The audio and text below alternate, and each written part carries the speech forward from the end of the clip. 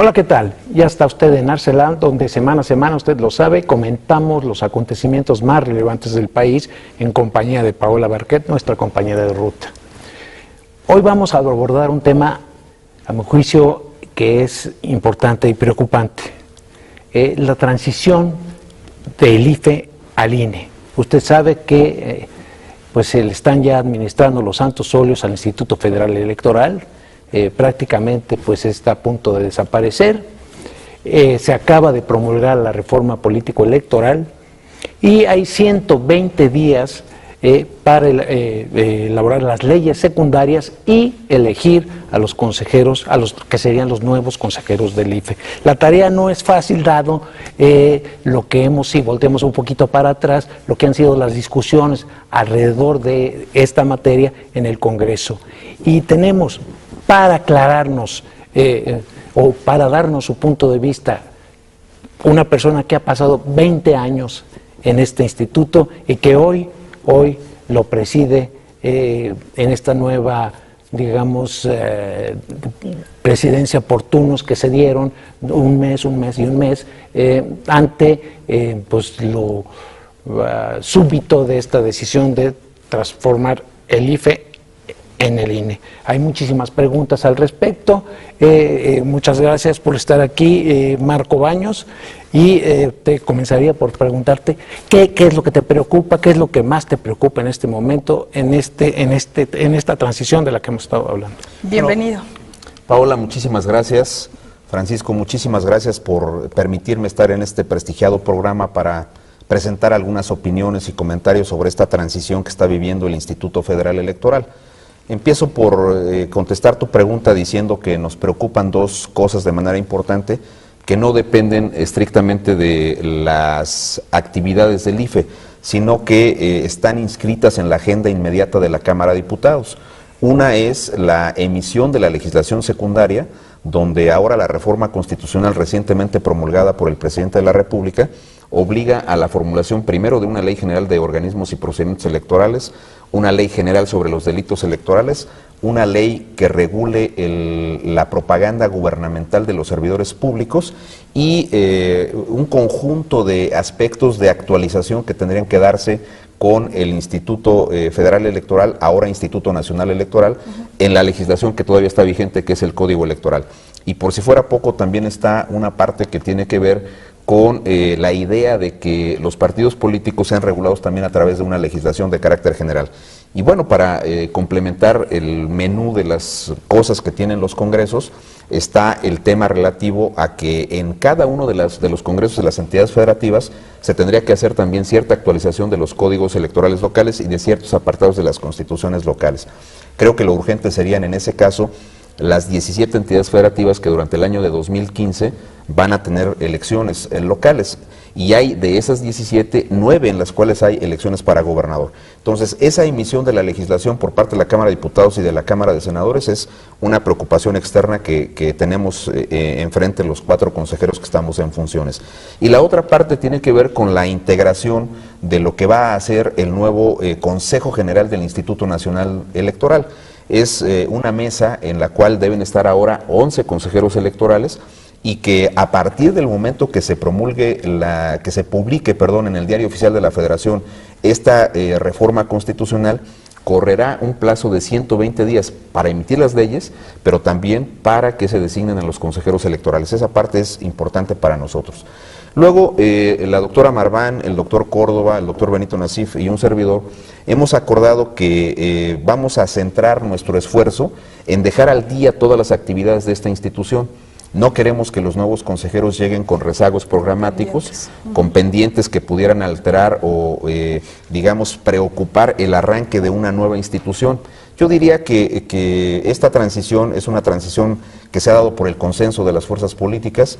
En el año de 1990, cuando en abril de ese año se promulgó una reforma constitucional que dio pauta para la creación del IFE, y el 15 de agosto de ese mismo año una ley secundaria que le dio cuerpo, que le estableció una estructura, una naturaleza al IFE, se dio por consenso de los actores políticos. esta reforma electoral tiene también detrás de sí un consenso donde los partidos, los actores políticos han creído que esta experiencia acumulada del IFE se puede llevar también al ámbito de la organización de las elecciones locales. Esa transformación del IFE no implica que tomemos una goma, o como en esos pizarrones mágicos que levantamos el plástico y desaparecemos el texto, el dibujo que estaba ahí, y así desaparezcamos al IFE. No, ese es el punto, sino que esta institución se ha convertido por virtud de este acuerdo político de los actores y por virtud de esta reforma constitucional recientemente promulgada, se ha convertido en la plataforma para el nacimiento de una nueva institución que tendrá más atribuciones y que tendrá injerencias en la organización de elecciones. Vámonos directamente al tema que por el momento aparece como el más controvertido, esta facultad de atracción que se está dando el INE en relación a las elecciones locales. Tú en algún tuit manifestabas tu preocupación de que la legislación secundaria no dejara huecos ni lugar a interpretaciones.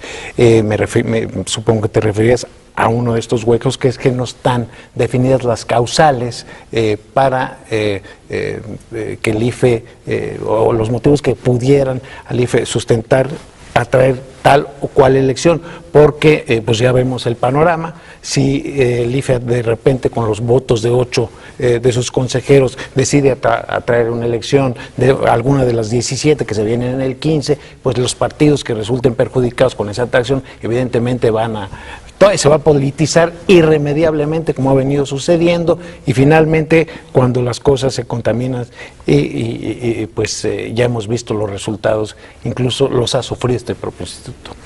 Paco, tocas un tema que es de la mayor relevancia en lo que debe ser el contenido de la legislación que está por emitirse. ¿Qué significa este nuevo Instituto Nacional Electoral? ¿A qué se va a dedicar? ¿Qué puede y qué no puede hacer? Eso es justamente lo que debe quedar claro en una de las leyes generales complementarias que está elaborando actualmente tanto la Cámara de Diputados como la Cámara de Senadores. Tiene que quedar en esa ley muy clara las competencias del Instituto Nacional Electoral, qué puede hacer esa institución, y también ahora los denominados órganos públicos locales electorales, ya no se van a llamar institutos estatales electorales, sino órganos públicos electorales. Ellos tienen que tener también un marco de competencias, de atribuciones que esté muy claro en esta nueva legislación. Y la facultad de atracción significa la posibilidad de que el Instituto Nacional Electoral pueda atraer, pueda hacerse cargo de una elección local en su totalidad. Si, por ejemplo, en una entidad, cualquiera que ésta sea, se advierte que existen cierto tipo de elementos o hay ciertos supuestos, entonces este Consejo General del Instituto Nacional Electoral, que estará integrado por 11 consejeros con derecho de voto, podrían tomar la decisión de hacerse cargo de manera completa de esa elección. Pero ¿qué es lo que falta? Falta que en esa legislación se diga cómo se va a ejercer la facultad de atracción, en qué supuestos, con qué procedimiento, con qué plazos se tiene que desahogar esa circunstancia. Pienso en algunos aspectos genéricos que evidentemente nada tienen que ver con lo que estén haciendo los legisladores, sino con una opinión mía.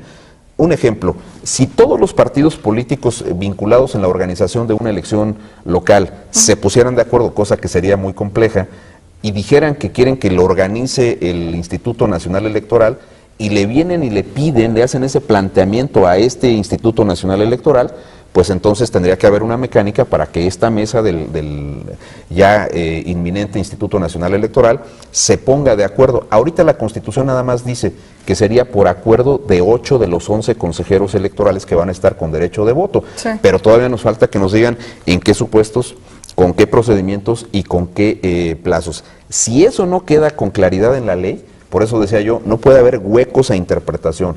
Ese tipo de facultades que son las que distinguen, las que le dan una connotación de Instituto Nacional Electoral a esta nueva organización electoral del país, tienen que estar perfectamente claros en la ley y evitar que haya discusiones de que yo creo que la Constitución dice esta parte, yo creo que la Ley General de Procedimientos dice esta otra. No, no debe haber margen a la interpretación, sino debe haber una taxación, debe haber causales, supuestos, procedimientos y plazos perfectamente señalados en la ley para que se pueda ejercer esa facultad. Ahora, quizás parte de las preguntas también que muchos nos hacemos y de las hipótesis que se están generando tienen que ver con el origen o la motivación de haber cambiado del IFE al INE. Y muchas de esas hipótesis hablan sobre todo de los organismos locales o de los institutos locales que estaban pues manejados o bajo las órdenes de los gobernadores en esta ocasión. Pero en alguna ocasión usted decía que en realidad no hay herramientas para poder acusar tal circunstancia. ¿De verdad no hay elementos para poder aclarar que los gobernadores estuvieran teniendo manos dentro de los institutos locales, de verdad? Y yo precisaría esta pregunta, porque también una discusión que yo discutí, una plática que tuve con tus colaboradores antes de sentarnos aquí a platicar, es esta de que cómo van a elegir a los consejos estatales, porque hay la posibilidad de que se ratifiquen los que están. Entonces, ¿dónde queda el argumento de que los que están controlados por los gobernadores, si se diera el caso de que los ratificaran? Si los ratifican, ¿se quedarían ahí? Yo, mira, Paola, que haces una pregunta muy importante que ha estado en la discusión pública sobre la naturaleza y el comportamiento de los institutos electorales locales. Yo lo que te puedo decir es que desde hace 23 años, empezamos la construcción de un andamiaje normativo y administrativo, institucional, que pudiera lograr que se erradicaran las prácticas del fraude electoral que parecía estar omnipresente en la organización de las elecciones locales y federales. Esa parte se consiguió con la reforma del 89-90, con la creación del IFE, con la creación del Tribunal Electoral, y en las entidades federativas la dinámica de creación de los organismos electorales locales siguió la misma ruta que la del IFE.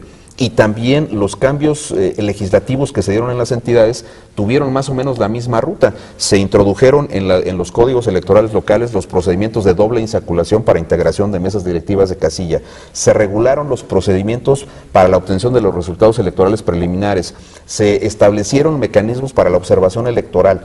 Todos los procedimientos que a nivel federal se regularon se fueron metiendo paulatinamente en las legislaciones locales. Ahora, el comportamiento de estas instituciones, que es un comportamiento parecido, y déjenme seguir usando una analogía que usó en su momento Norberto Bobbio cuando escribió El futuro de la democracia, y que decía que las normas electorales son fundantes porque determinan actores, comportamientos y reglas, pero que las autoridades electorales son una especie parecida a los árbitros en los partidos de fútbol.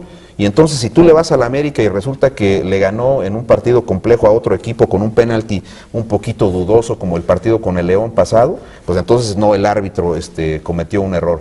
Pero si en el último juego un árbitro diferente castiga excesivamente a los jugadores de la América y el América termina con el Atlante en un resultado un poquito complicado, entonces otra vez el árbitro tiene la responsabilidad.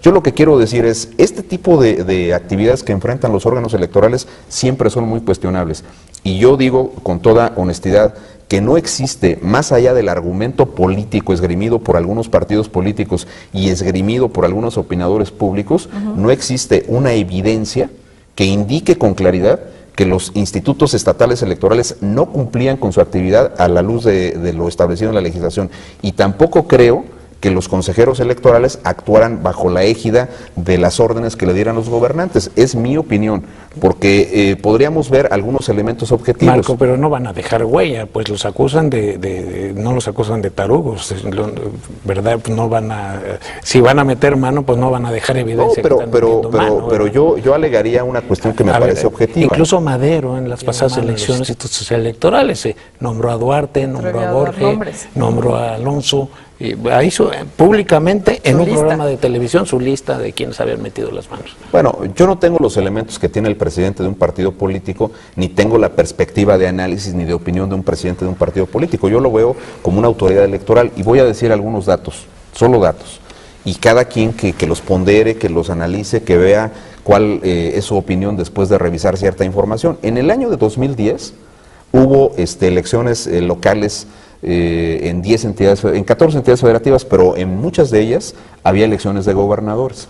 se inauguraron modalidades de coaliciones novedosas entre los partidos políticos que no tenían una identificación ideológica específica, sino que por vía programática decidieron formar coaliciones para sumar esfuerzos y lograr obtener cargos de elección popular importantes en las entidades federativas.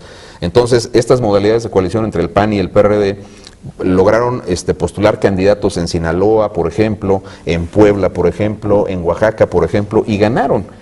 En el transcurso del proceso electoral, la discusión central de los actores políticos fue hacer un señalamiento diciendo que los órganos electorales locales no generaban certidumbre ni confianza y que por tanto querían que el IFE se hiciera cargo de las elecciones en esas entidades federativas. Recuerdo concretamente una visita que hicieron los dirigentes en ese momento del PAN y del PRD al estado de Sinaloa y fueron a pedir que el IFE se hiciera cargo de la elección local porque la autoridad electoral local no tenía la confianza de los actores políticos. Ganaron los candidatos de ellos y ganaron sin sobresaltos, no hubo estridencias posteriores a su función, también en Puebla, también en Oaxaca. En Veracruz, en Quintana Roo, pues en Zacatecas, pues ahí hubo prácticamente plancha, pues. Bueno, pero es que la autoridad electoral cuenta los votos como los deposita el ciudadano en la urna. Si la autoridad electoral tuviera capacidad para manipular los votos, imagínate nada más, pues no tendríamos capacidad para poder garantizar absolutamente ninguna cuestión. Si mi ponderación, la mía, Paco, sí, respeto la de Paola, respeto la tuya. La mía es que los institutos electorales han cumplido razonablemente bien, tomando en cuenta que los marcos normativos y las condiciones políticas y los apoyos materiales que han tenido para hacer sus trabajos son muy diferenciados en los estados. ¿Por qué meterían entonces en la reforma electoral esta facultad de tracción si todo camina sobre ruedas?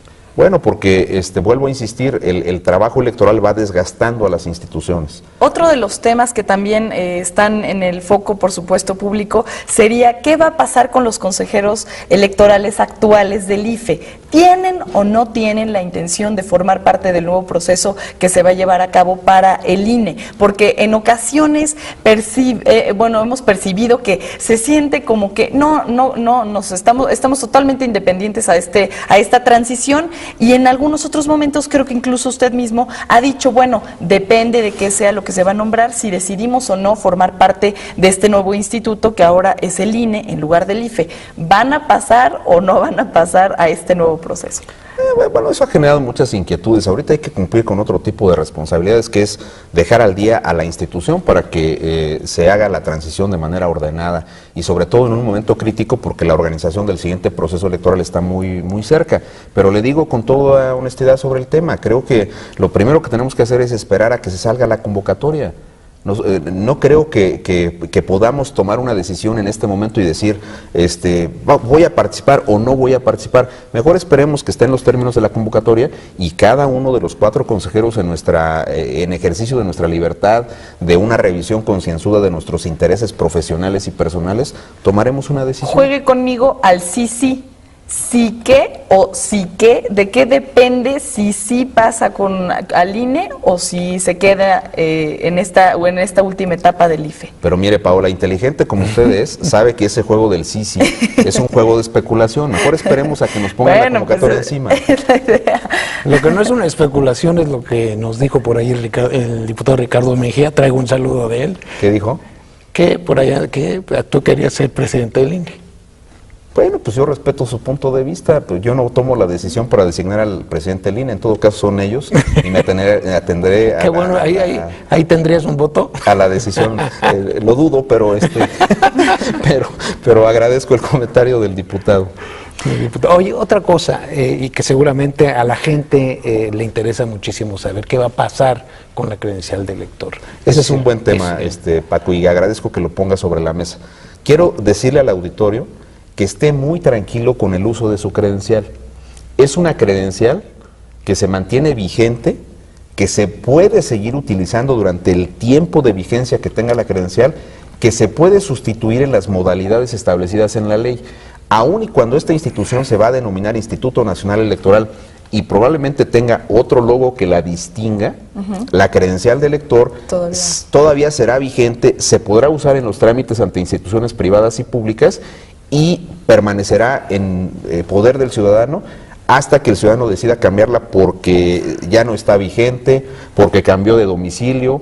También está la opción de que si la persona extravió la credencial puede venir a alguno de los módulos.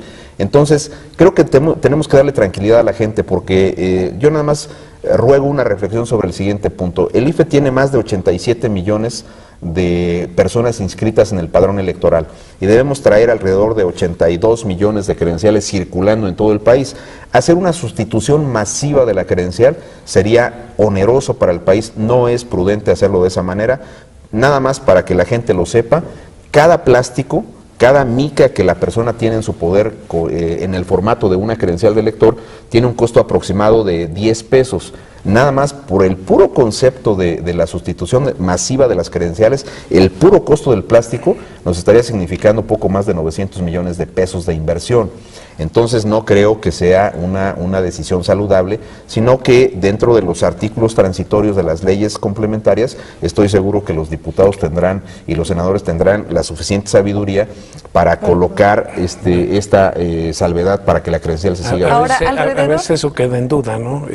Ahora, lo que nos estás diciendo, perdón, Paula, Sí, te cedo la palabra, es que tendría que hacerse paulativamente, es decir, se va venciendo la credencial, voy y la cambio y ya la cambio por la otra. Es correcto. ¿Sí? Es correcto. Para que no sea tan oneroso de un trancazo ni tan tajante, ¿no? Es correcto, esa es la situación y creo que es una decisión sensata. Perdón, Paula. Ahora, también es cierto que alrededor de todo esto de la credencial también hay otros dos temas importantes. En algún momento usted decía que podría ser que adquiriera el rango de cédula, la misma credencial para votar.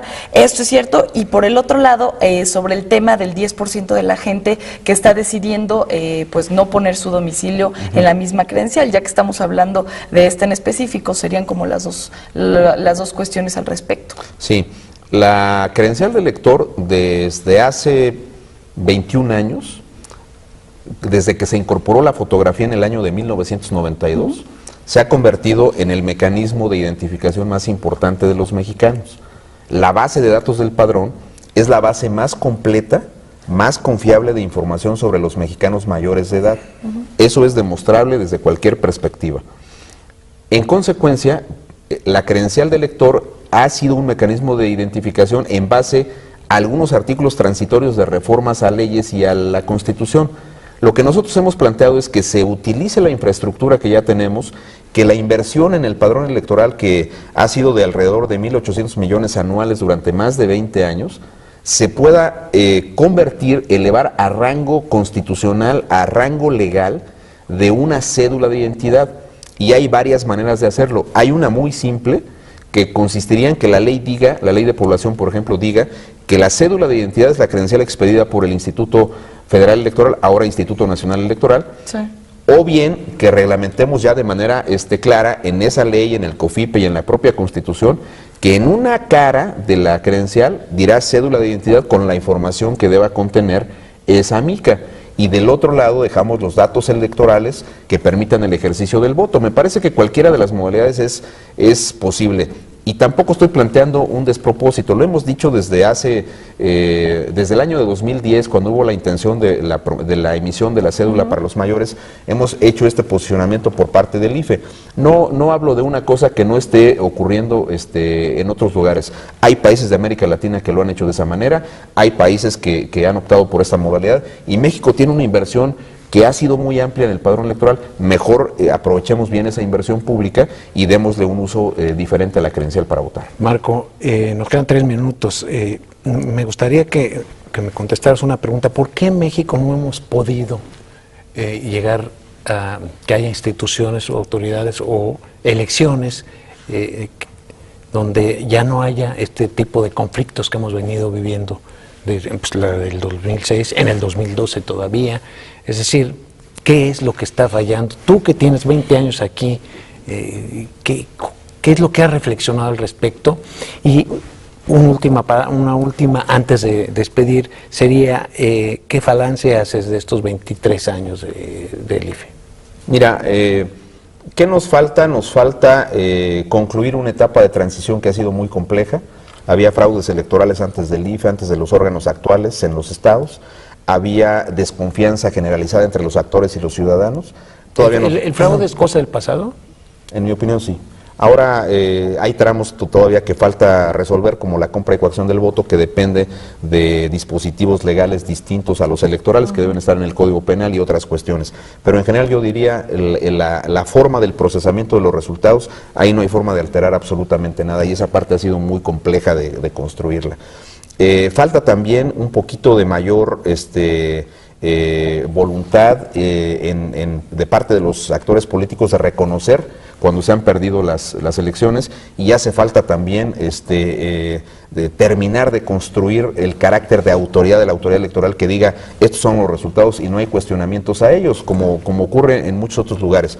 Mi balance es que ha sido una institución que le ha dado al país muchas cosas importantes, le ha dado estabilidad política, le ha dado tranquilidad para no discutir temas que antes eran impresionantes, el funcionamiento de las urnas, la forma de operación de las casillas especiales, que ahora solo son las colas, pero porque no pueden votar. Antes había exceso de votos en esas casillas, ahora no lo hay, después de la construcción del IFE. El IFE ha aportado en temas de acceso a la información pública, en temas de equidad de género, en general es una institución que se ha convertido en una institución paradigmática para la administración pública, incluido el servicio civil de carrera de la Administración Pública Federal, ha tenido en el servicio del IFE un referente fundamental, así que es una institución que tiene muchos logros que deberían ser vistos por los ciudadanos. ¿A tu juicio es correcto que lo desaparezcan?